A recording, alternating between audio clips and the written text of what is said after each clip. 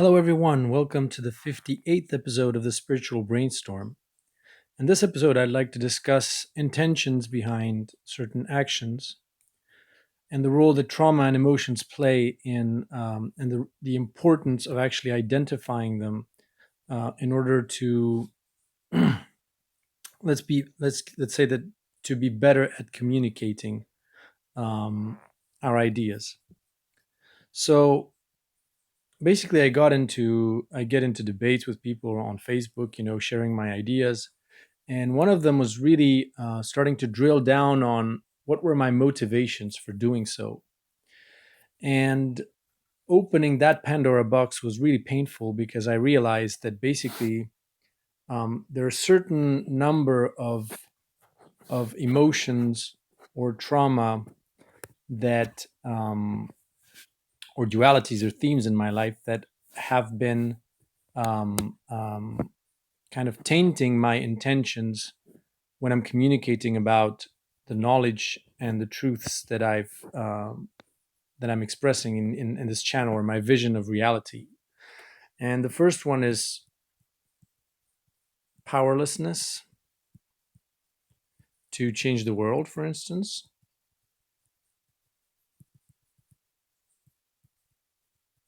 So that's something that I have as a lobbyist, for instance. Um, I have this feeling when you're lobbying for quote unquote the good guy, civil society, that it's a lost battle and that things will never change. And you see, proofs of that every day when you see that big business and all of that just keeps on winning. And then there is fear of, you know, um, going through painful or traumatic situations, to be sucked in basically, um, and to have to live through painful and traumatic experiences along with the collective. So, people talk about the Great Reset, economic collapse, and if you're into predictions and stuff, some Umo are talking about like 6 weeks of violence.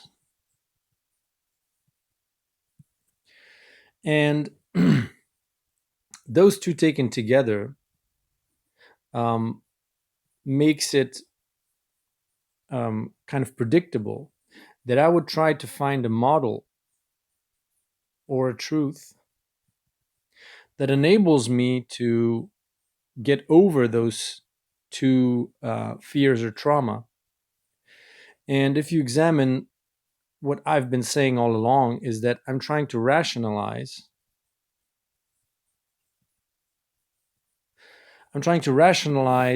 things so that they're less scary.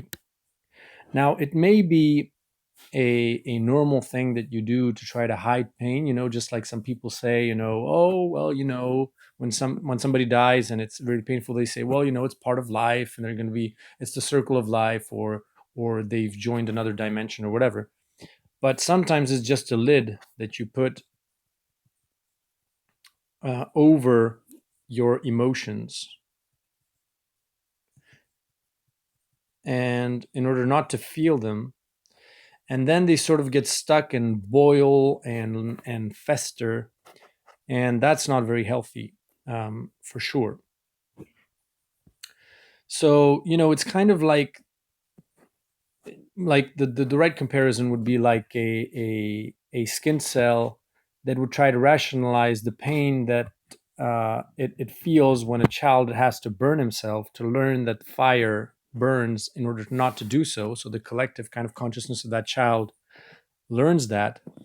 And the cell, instead of just feeling the pain and doing its best to heal, would start, talking from the perspective of the child, saying, well, it's necessary, it's this, it's that, it's normal, it's part of the learning process, when in fact that is completely disconnected from its direct experience and reality.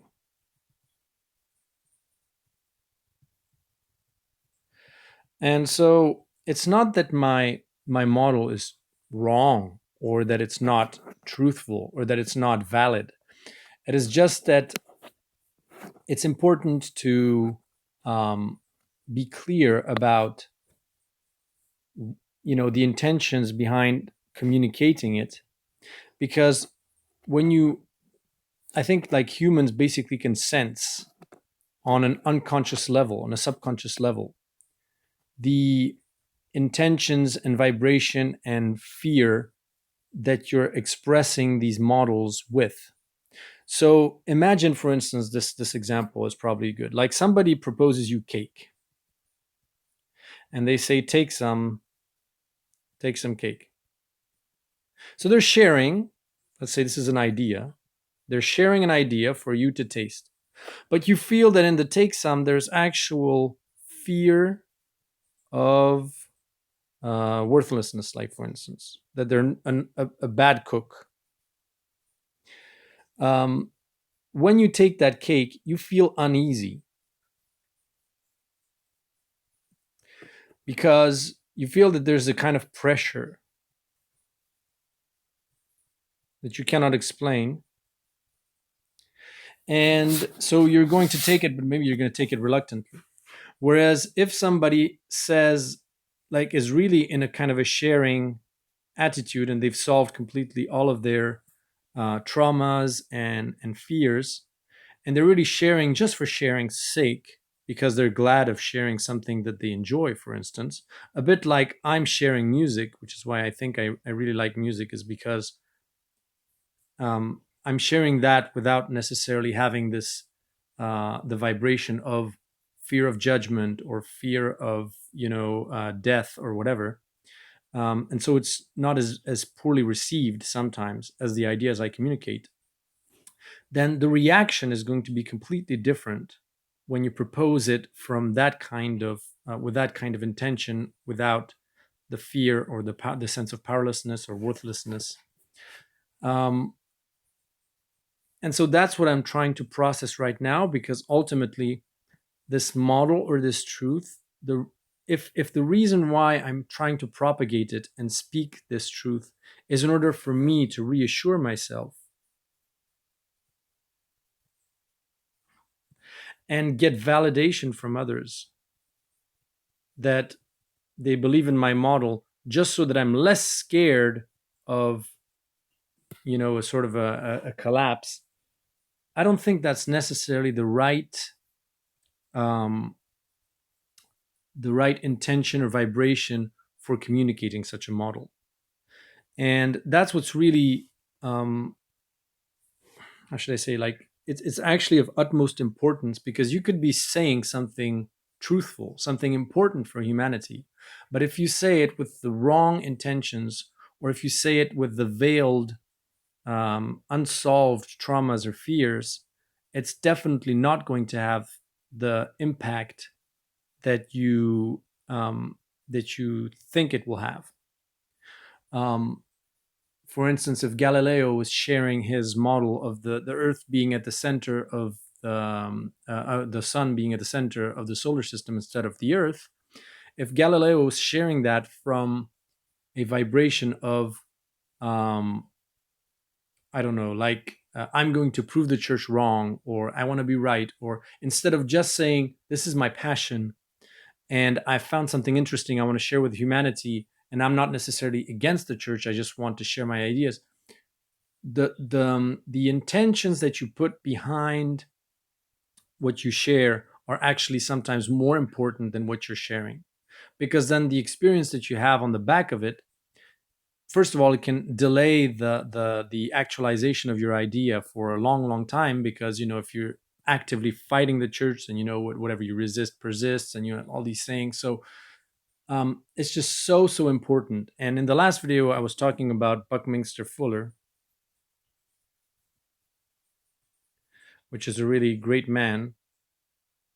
And he was saying, for instance, that change doesn't happen when you fight something. It's by creating some ideas that make the old systems obsolete. So, just like the car made the horse cart obsolete, and there was no fight or no lobbying or no It was just a new idea that was driven by people that were passionate and were not necessarily anti horse cart lobbyists. And it took on. And that's what I have to rekindle with. And that's what I'm trying to process right now.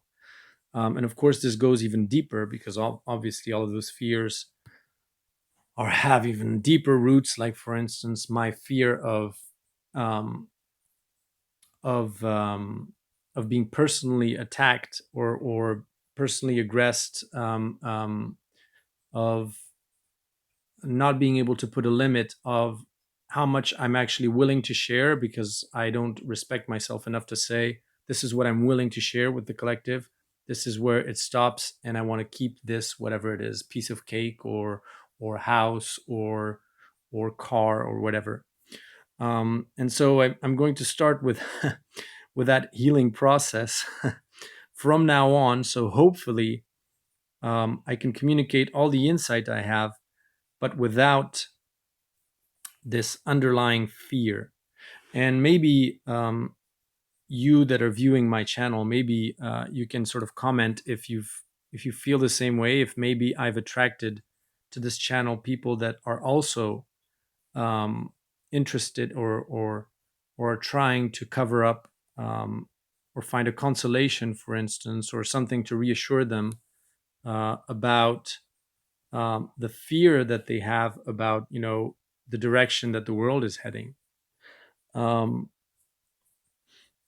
and so maybe you can tell me your experience if you felt that too, from if that is an experience that you've had while watching my videos, if it actually tried like made you feel better and made the fear more bearable.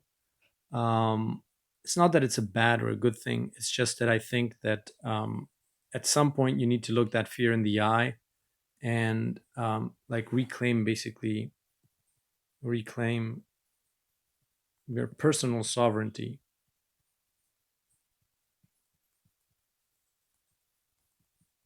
Your personal sovereignty, which is something that does not involve anyone or anything. It is something that doesn't involve the state, doesn't involve governments, doesn't involve anything.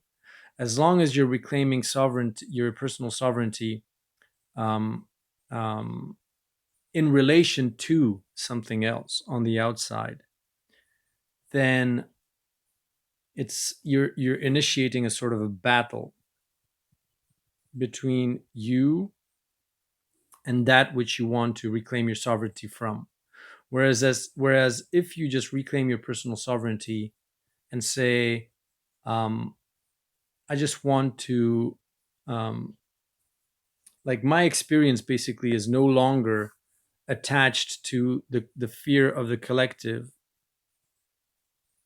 I want to live my life, not a life where I bring into my life some things that are not necessarily useful for my growth, but that are just part of they're not tailored basically to the growth of my own consciousness, but that are stuff that I sort of pull from the collective because I'm hypnotized by mass media, social media, or whatever channels I'm watching, that are talking about big events that may not concern me. And so, like I said, I mean, this is all just part of the same process that I'm trying to dig into. And the next step will be this 21 days of disconnect from anything that is not entering or permeating my direct experience or reality, so that I rekindle with my life, and what enters into my life, what my life's theme is, what is personal and customized, what enters my direct experience and what doesn't. And I think that's a healthy thing to do. And of course, this is just a work in progress, and hopefully, I'll have some progress to share um, in the coming months or weeks or months. So, hopefully, that video was useful, and maybe just tell me if you have any your own experience, maybe about um, clinging on to higher truths to sort of hide or put a lid on difficult to process emotions or traumas or fears. So, talk to you in the next video and see you soon.